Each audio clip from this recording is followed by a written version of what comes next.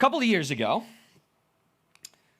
probably 2.5 years now, I got this huge warning system going off in my Honda CR-V.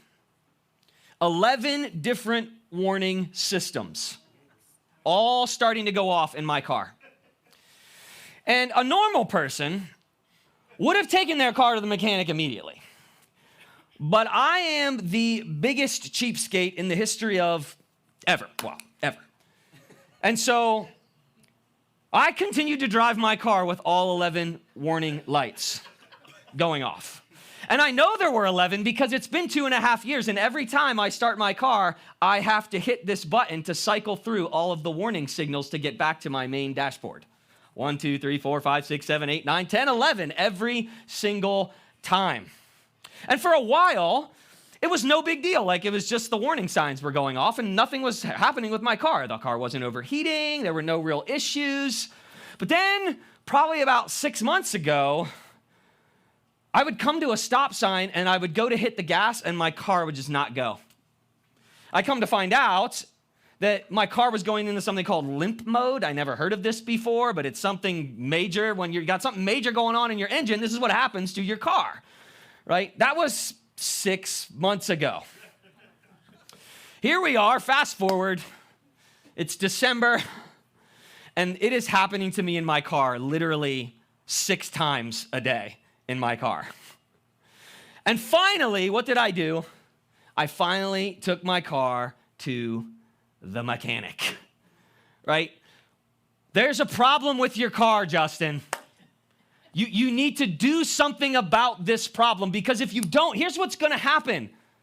Your car engine is probably going to explode, and you are gonna have a significantly bigger problem on your hands. In fact, I would argue, my guess is I'm probably gonna get it to the mechanic, finally get them to look at this thing, and they're gonna be like, dude, you should have brought this in a long time ago. And because you didn't, you might have a whole lot more problems than you would have if you had just brought it in 2.5 years ago. And that got me thinking about something this week. I think as human beings, as humanity, there are warning signs all around us. Warning signs that there is a problem. There's something going on inside the hearts of human beings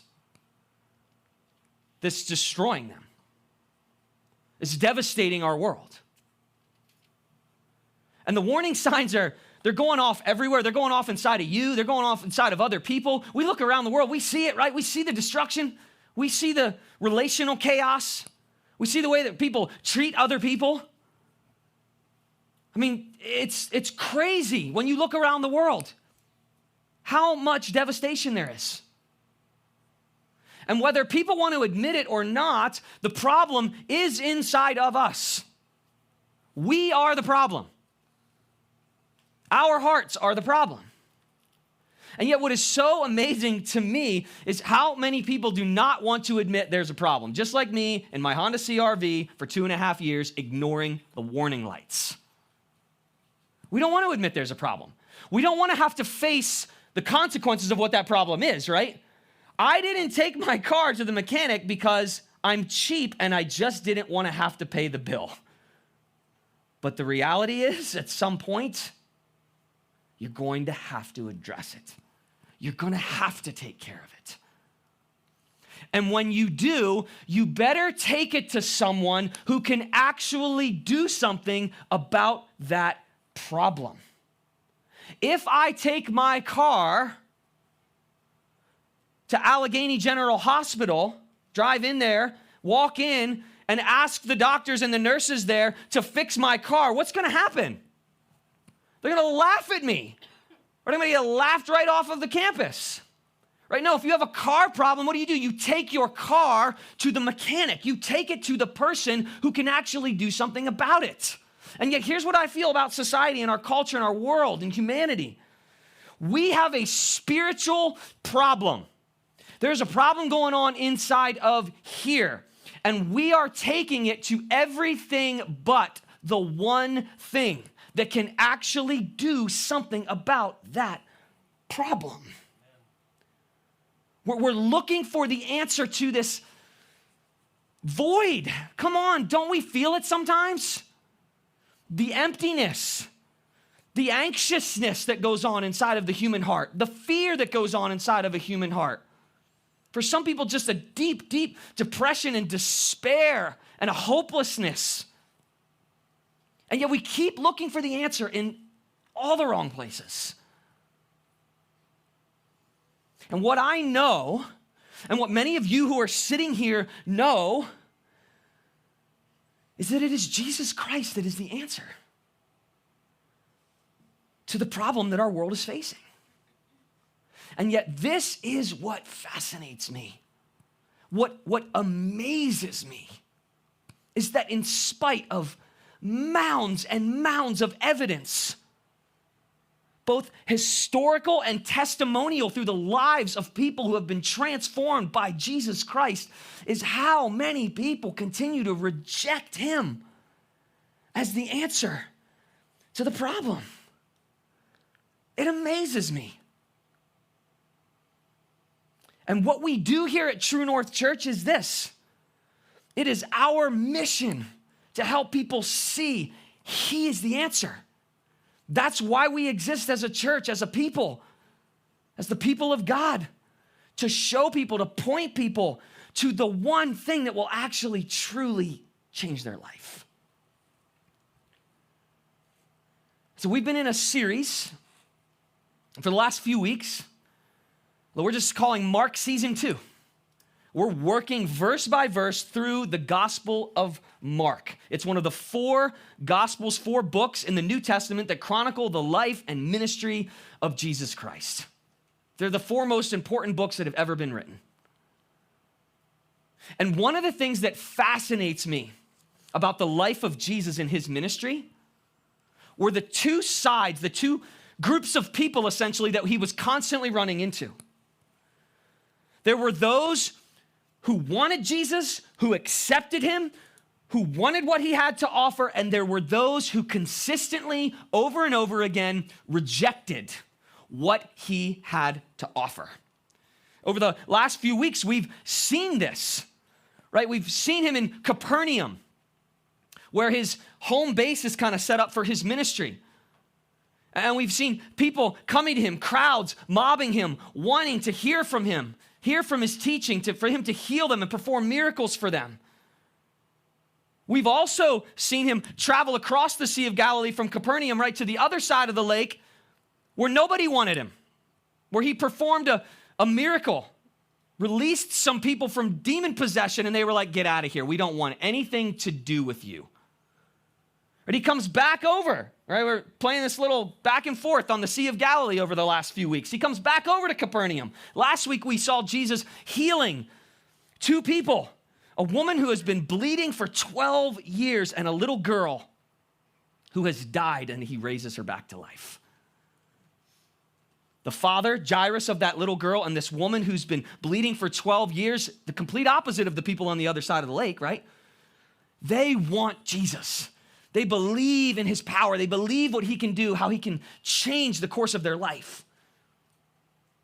And so we're seeing this back and forth. And today, what we're going to see again is another group of people who reject Jesus. And this one, for me, might be the most astonishing one of them all, because it's in his own town.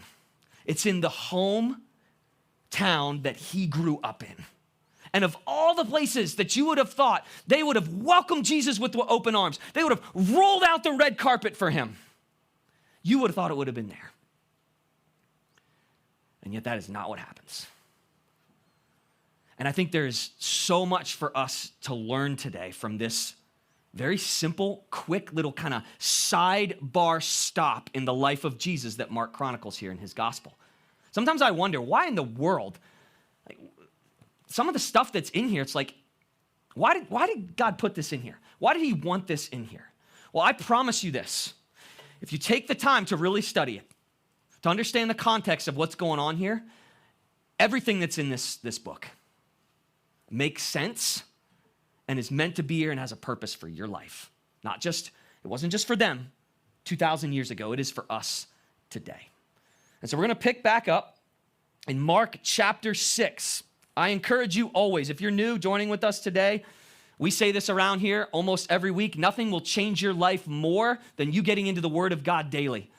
And so we encourage you, bring your Bibles, even if it's on your phone. If you don't have Bibles today, the words will be up on the screen. We'll put the text on the screen. But I encourage you, go home and study this out for yourself this week. Spend some time thinking about what we talk about today. This is meant to be a springboard for you to go home and to pray on this and to reflect on this and for it to actually impact your life. And so let's pick this up. Mark chapter 6, starting in verse 1. It says, Jesus left there and went to his hometown, accompanied by his disciples. When the Sabbath came, he began to teach in the synagogue, and many who heard him were amazed. Where did this man get these things, they asked. What's this wisdom that has been given him? What are these remarkable miracles he is performing? Isn't this the carpenter? Isn't this Mary's son? And the brother of James, Joseph, Judas, and Simon? Aren't his sisters here with us? And they took offense at him. Jesus said to them, a prophet is not without honor except in his own town, among his relatives, and in his own home. And it says he could not do any miracles there, except to lay his hands on a few sick people and heal them. And he was amazed at their lack of faith. Then Jesus went around teaching from village to village. So let's break this down this morning. First of all, it tells us this, that Jesus left there and went to his hometown accompanied by his disciples. Now, we already know where there is, right? Because in the text we looked at last week, where was he? He was in Capernaum doing these miracles. Right? And so he leaves Capernaum. And the first thing I want us to see about this is he leaves Capernaum and he's going to his hometown of Nazareth, which is about 40 miles southwest of Capernaum. Not only is he going to his hometown, but he's taking his disciples with him. And that's an important detail. He's not just going to his hometown to just go visit his mommy. He's going there with a very specific goal in mind. There is ministry to be done, and there are things that his disciples need to see in his hometown. And so they make this trek from the Sea of Galilee to Nazareth. And Nazareth is like, you want to talk about a blip on the radar. It's a blip on the map, right? Multiple times in Scripture, people say this terminology about Nazareth. What good can possibly come from Nazareth? Can anything good come from there? When they hear that that's where Jesus is from, they're like, this can't be anybody special. This can't be anybody with authority. He's from Nazareth, right? Nazareth was no bigger than maybe 6 square miles. Probably about 500 people is what historians estimate lived there at that time. And so it was really, really small town. It's the kind of town where everybody knows everybody. Everybody's all up in everybody else's business. Anybody else come from a small town, right? Grow up in a small town? I did, right? You know what's going on in everybody's lives, right? It's a Cheers kind of town, right? Where everybody knows your name, right? Come on. Cheers, right? Some of you Gen Zers are like, what is he talking about? I never heard of Cheers. It was on in the 80s, all right? The greatest decade that has ever been. It's a small town, okay? It's a tiny little nothing town where everybody knows everybody else. And Jesus is going there with a purpose. He's got a plan. He's got a mission, right? And so he brings his disciples along. He gets to Nazareth, and this is what it says happens next. It says, when the Sabbath came, he began to teach in the synagogue, and many who heard him were amazed. Where did this man get these things? They asked. What's this wisdom that he has? What are these remarkable miracles he's performing? Isn't this the carpenter? Isn't this Mary's son, the brother of James and Joseph and Judas and Simon? Aren't his sisters also here with us?" And they took offense at him. Once again, a small detail here that I think is really important. It says, when the Sabbath came. So do you know what that tells me? Jesus was there for a little bit of time before anybody actually came with any kind of interest to hear what he had to say. Now, this is very different from what we've seen throughout the rest of Mark's account. Everywhere Jesus goes at this point, this dude is being mobbed. There are crowds, huge crowds forming everywhere to listen to Jesus and to see him do miracles. He gets to his own town, and it's days probably, before anybody comes to actually listen to him, before anybody comes looking to hear from Jesus. And even then, they're just showing up to church essentially on Sunday morning because that's what you're supposed to do. They're not really that interested in what Jesus has to say. And that's telling. It tells us something about the mindset and the heart of the people in Nazareth. Right now, it does say that once he did begin to teach in the synagogue, that they were amazed. They were amazed. And we see this often when people encounter Jesus. They are blown away by his teaching, by his authority, the way in which he speaks.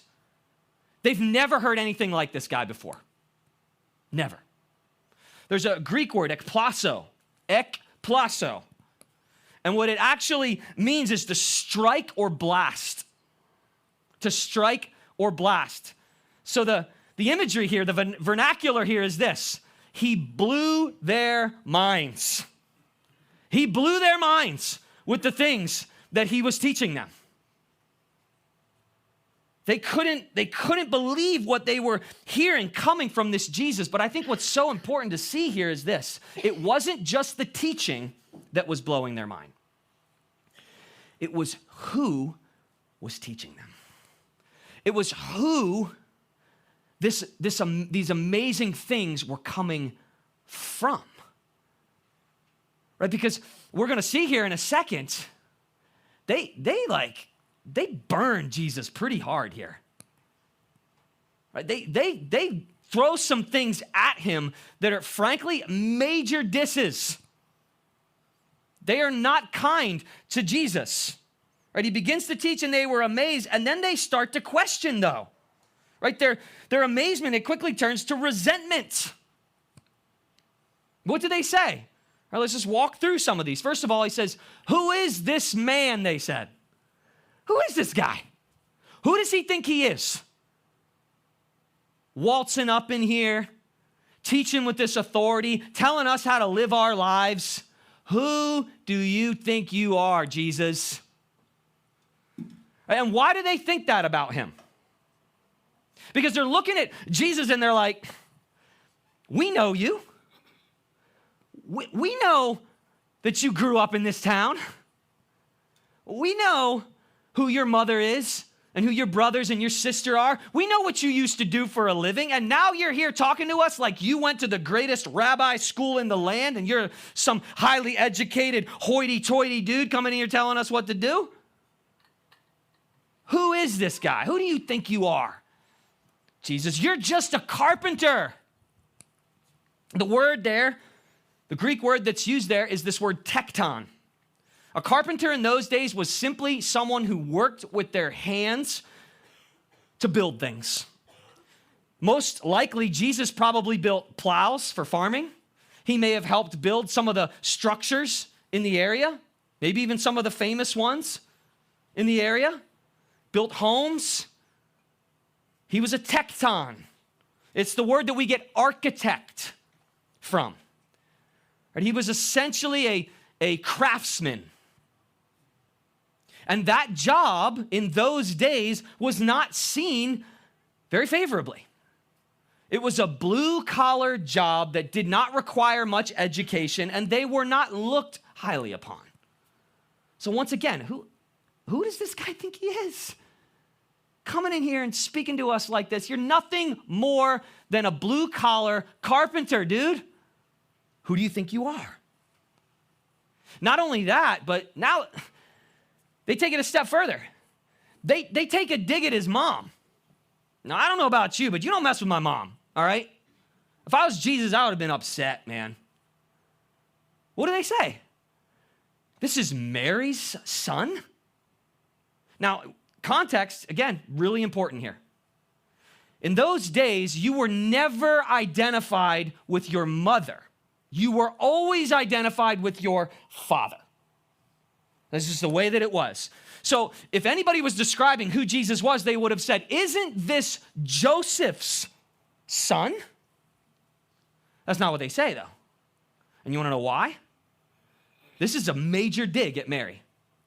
Isn't this the illegitimate son of Mary? Don't you remember how this guy was conceived, right? Oh, they made up this whole story about it was God's child and she was a virgin, and yeah, come on. Does anybody around here really believe that? You're the illegitimate son of Mary. Who are you to tell us anything? Not only that, but you got these brothers and sisters. We know your brothers and sisters. We know your family, dude. Yeah, we've seen the way you guys interact with each other. We've seen the kind of people your family is. And you're telling us you're some special rabbi? Come on, Jesus. Right? And the bottom line here is this. This is what it says, they took offense at him. They were majorly offended by Jesus. There's another Greek word. And I think these original words, this original language is so important for us to actually understand what's happening here. It's this word scandalizo. When it says they were offended by him. This word scandalizo, it's where we get the word scandalized. They were scandalized by him being there. They were ashamed of him. They were ashamed to be associated with him. Don't be going around telling people you're from Nazareth, Jesus.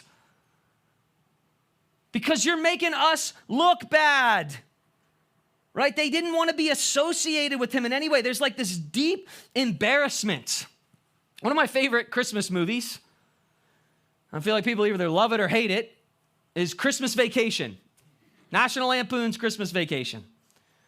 And there is a character in National Lampoon's Christmas Vacation that is honestly one of my favorite all-time characters. His name is Cousin Eddie. And Cousin Eddie is a piece of work. He's that family member that you're just like, man, he's part of the family, but he is not part of the family. Right? And so in Christmas Vacation, if you've ever seen this movie, he shows up to Christmas at the Griswold home, unannounced. He's not really welcome there. Nobody invited him, but he just shows up in his disgusting robe, emptying his latrine from his RV into the sewer in the street. And Clark Griswold is just beside himself. I am embarrassed, right? He is embarrassed. He is ashamed to say that this dude is part of his family. I mean, come on, everybody's got a Cousin Eddie, don't they, in their family, right? And if you don't, it's probably you. So, just saying, all right? Right? Everybody's got a Cousin Eddie. Everybody's got that one person you're just like, man, they're going to want to talk politics, or they're going to want to, some conspiracy theory this week, or, whatever it is, right? We've all got that family member. And this is how they saw Jesus. Now, please hear me out. Some of you are probably like, did the pastor just compare Jesus to Cousin Eddie from Christmas Vacation? Because that feels really wrong, and it is. Because Jesus was nothing like Cousin Eddie. I would have given anything to spend 5 minutes in the presence of Jesus. I mean, he's humble. He's the wisdom that he has, the compassion that he has for people. I mean, it must have been incredible. And yet, they don't want to have anything to do with him. They reject him. And my question that's been thinking about this all week is, why are they so offended by Jesus?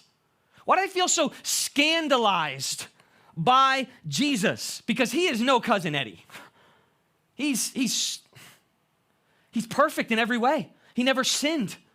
He's righteous and holy in every possible way, loving and good and faithful in every possible way. Why do they reject him? Well, Jesus tells us. Look at verse 4. It says, Jesus said to them, a prophet is not without honor except in his own town, among his relatives, and in his own home. A prophet is not without honor except in his own town. We have a saying, a modern saying, that essentially means the exact same thing. What Jesus is speaking here is an old proverb. But our language today would go something like this: familiarity breeds contempt. You've heard that before? Right? Familiarity breeds contempt, right? They grew up around Jesus. They saw the way Jesus was human. He was normal. He was just like everybody else in their eyes. There's nothing special about Jesus. That's what they thought. There's nothing special about him. It's like when brothers grow up with each other, right?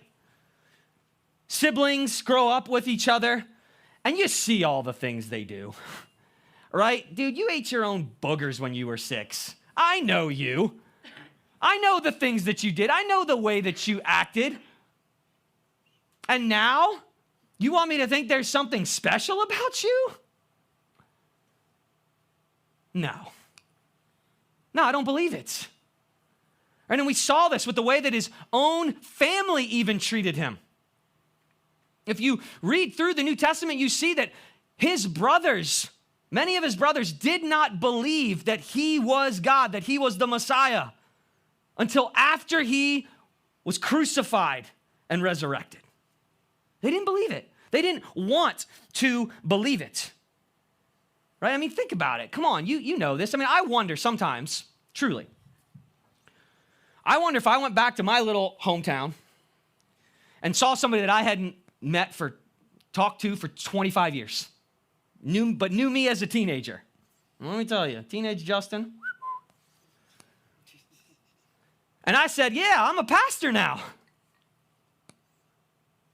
I think they would look at me and be like, what? Really? You're a pastor? Listen, nobody's more surprised than me. I can't believe that you, the guy I knew, the guy I kind of palled around with, some of the things I heard you say when you were a teenager, some of the things I saw you do, you're a pastor now? Again, this is what they would have been essentially feeling in this moment. Here's what they believe, right? Jesus never sinned. He was perfect in every way. But they saw him as ordinary. In their mind, he was just this ordinary human being. And because of that, because they rejected him, this is what it says. I think this is the saddest part of this whole account. It says he could do no miracles there, except lay his hands on a few sick people and heal them. He was amazed at their lack of faith, it says. And then Jesus went around teaching from village to village. Now, I want to make something really clear here, because I've actually heard some very famous pastors and preachers actually say that because they didn't have enough faith, Jesus was powerless to overcome their faith. That's blasphemy. Blasphemy. No, instead, what Jesus is doing here is he is withdrawing his power because of their unbelief. Because their hearts are so hardened to him and so cold to him, he's like, I'm moving on. It says he healed a few people. Maybe those people did come to him and say, hey, I believe. He healed a few people, but for the most part, their hard hearts drove him away. Jesus wasn't going to force himself on them. It's part of what I love about God. He does give us choice. He gives us the opportunity to come to him. And he's not forcing them in this moment. Right? And so he withdraws his power, and it says that he was astonished at their faithlessness. I mean, at the depth, the true depth of their offense of him. Amazed is the word, right? They were amazed at his teaching, and now he is amazed at their faithlessness. There's only 2 times in all of the New Testament where this word amazed that Jesus uses here is used.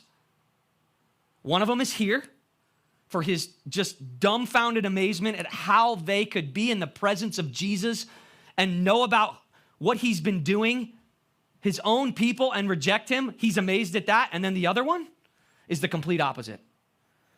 There's an account of a Roman centurion whose child is dying. And that Roman centurion, who's supposed to be the enemy of the Jews and the enemy of Jesus, comes to him and says, I have so much faith in you, I believe if you just say a word right now that you will heal my child. And Jesus uses this same word. He was so amazed at that kind of faith. And I think that's fascinating. What is Jesus amazed by more than anything? Tremendous faith and tremendous faithlessness. That's what he is amazed by. And so, as I said, he doesn't waste any time there. He moves on. It's this quick moment in the life of Jesus. And yet I think there's something here today that is so important for us. All right, what's happening in this moment? Why did Jesus take his disciples there? For them to see this, because there's something they need to see, and there's something we need to see today. All right, what they saw as just ordinary is actually what makes Jesus so special. I want us to hear that today. What they saw as ordinary, just this regular, ordinary, average human being, this is what makes him special, right? It is Jesus' incredible humility that makes him such an amazing and good God. It's his willingness to become one of us. I mean, think about what he did for the first 30 years of his life before he began his ministry. He's not doing miracles. He's not teaching, right? If he had started doing that in his little town of Nazareth, I think they would have recognized a little bit more. But they didn't. Right? No, he was just like one of the rest of the guys. Just an average, ordinary dude in their minds, right? Because this is the truth today. His willingness to become ordinary is what actually makes him extraordinary. Jesus' willingness to leave his throne. He's God of the universe. He is the creator of all. He was there at the beginning when God spoke the world into existence. He is holy and perfect and to be glorified in every possible way. And yet, what did he do? He lowered himself. He humbled himself and he became a man so that he could empathize with us, so that he could truly understand what we go through, human emotion, the things that we feel, so that he could connect with us in an intimate way that he never could have if he hadn't done that. I mean, isn't Christmas just an incredible reminder of this? That's the Christmas story, is it not? That Jesus was born in the flesh. I mean, can you imagine? I heard a pastor talk about this one time, and I was like, man, that's a great thought. Can you imagine what the angels must have been thinking as God the Father and Jesus in heaven were explaining this plan? Really? You're going to do that for them? This is crazy. This doesn't make any sense. You're God. You don't lower yourself down to that level? This is what makes our God amazing.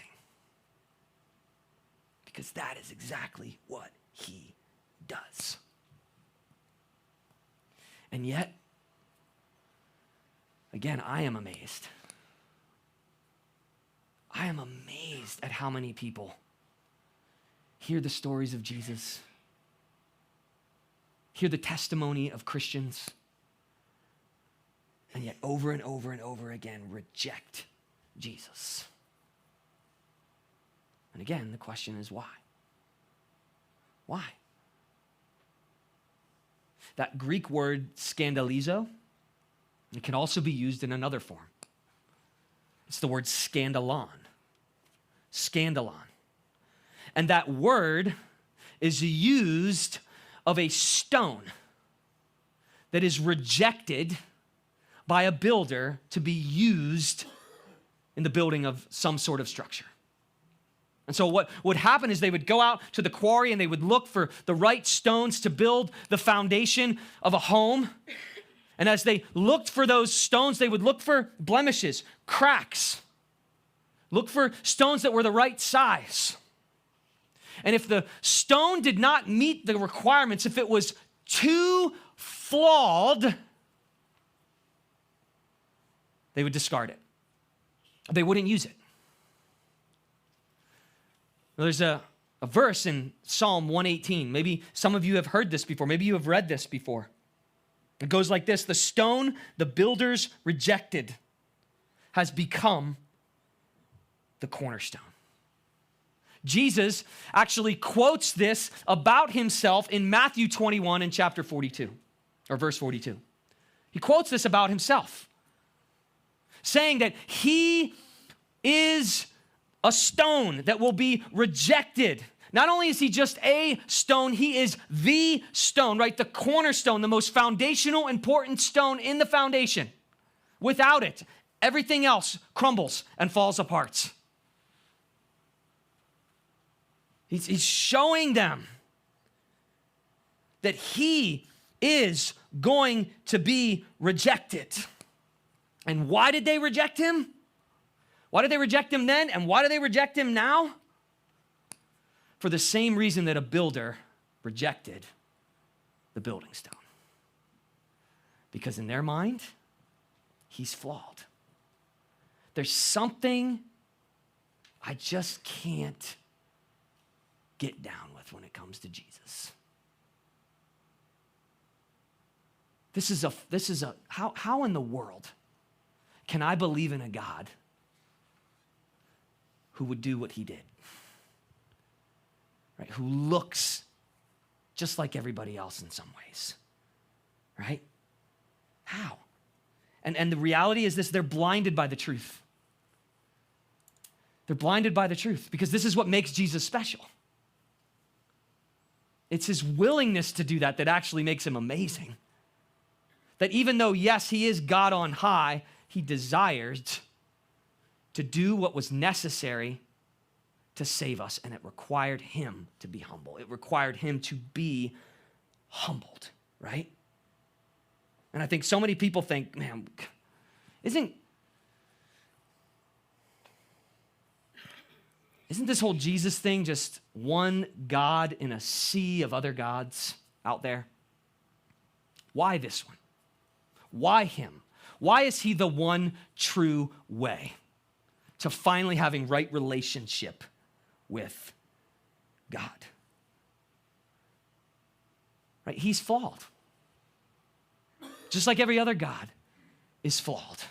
Just like every other God is imperfect. Right? Why should I follow him? Right? He doesn't have the power to help me. So many people believe that.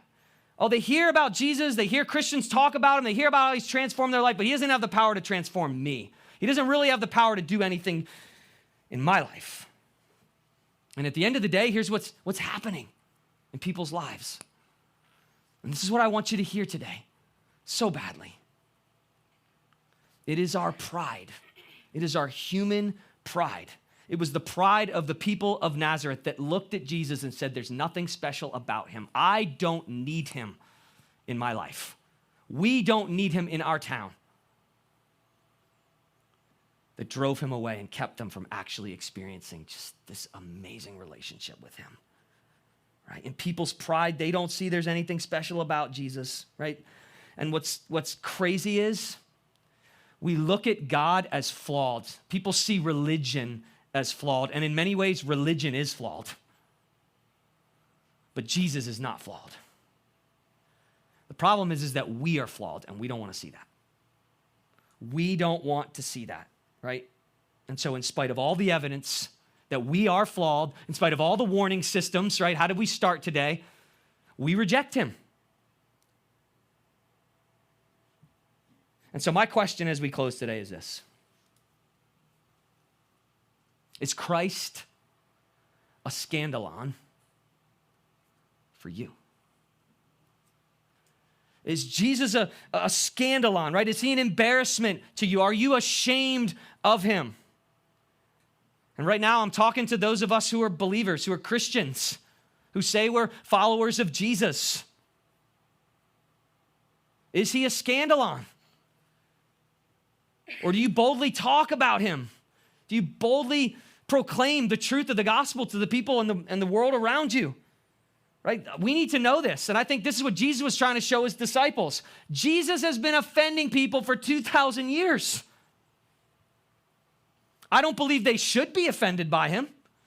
But the reality is, in our pride, the gospel is offensive. The gospel says we are sinners. We don't deserve to go to heaven. We don't deserve to have right relationship with Jesus. But Jesus makes a way. He dies for us. He puts himself in our place so that we can truly have right relationship with him. So that we don't have to worry about performing anymore. So many people, that's what they think Christianity is about. It's about performance. It's about all the things you got to do right in order to look good in the eyes of God. That's not the gospel. That's a false gospel. That's a works-based righteousness kind of gospel. The gospel says you can't do anything to make yourself look better to God because we're all we're depraved people. The thoughts we have, the things we do, if we got to do enough good to make up for the bad, we'll never do it. Jesus says you don't have to. You don't have to. I'm going to take care of it for you. Maybe today, Christians, listen, we gotta stand firm. We gotta stand firm on the truth. We gotta show people that Jesus is special, that he is worth following. But maybe today you're here and you've just flat out rejected the idea of Jesus, and you're still not sure that you can follow him. This is my plea today. I'm begging you today. Don't reject him. Don't allow him to be a scandalon in your life. I want to read you a verse. And truly, this is for you. If you don't believe, I want to read this to you. These are the words prophesied by the prophet Isaiah 700 years before Jesus came into this world. 700 years. We know that. It says he was despised and rejected by mankind. Talking about Jesus. A man of suffering and familiar with pain, like one from whom people hide their faces. He was despised, and we held him in low esteem.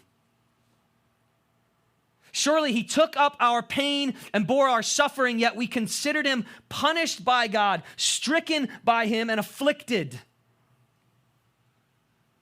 Don't miss this last part.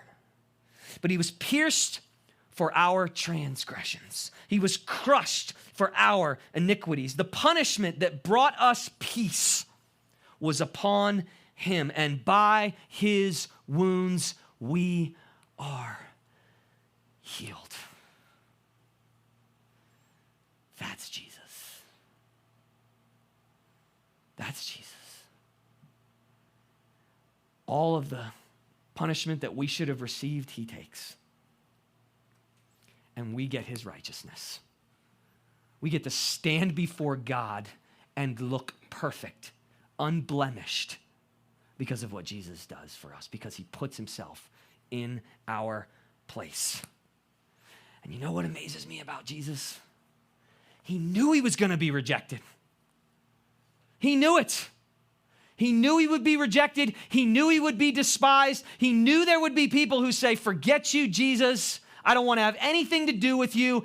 And he did it anyway. That is a God that I will follow. He is the truth and he is the answer. And I beg you today, if you have never believed in Christ and put your faith in him, make today the day. Begin to follow him. And you know what he'll do? You know, so many people, I hear this question. If I start following Jesus, does that mean I have to stop doing X, Y, or Z? Right, and you could go down a whole list of all the things that lots of people believe, well, if you're a Christian, you better stop doing that. You better stop doing it immediately. Do I have to stop doing that before I can come into faith and before I can come into relationship with Jesus? The answer is no. And I'll cite the example that I've cited many times before. There was a thief on a cross next to Jesus as he died. And that thief put his faith and his trust in Jesus. In the last breath that he had, he was a criminal, probably a murderer, probably did so many heinous acts in his life. And in that moment, you know what Jesus said to him? It is finished. Today, you will be with me in paradise. Do you have to get your act together before you come to Jesus? No. No. You just have to put your faith and trust in him. And from that point forward, here's what's going to happen. I love this. Make this connection with me. Jesus, the carpenter, the tekton, the architect, the builder, will begin to work on your life. He will begin to transform you. He will build you into the person that you were always meant to be, that God always created you to be. But you got to come to him first. Come. And that's my encouragement to you. Come in your brokenness, come with your flaws. Because while Nazareth might have said he was flawed, he isn't. And he is big enough to handle whatever flaws you got going on. He has handled mine for many years. Promise you he can handle yours.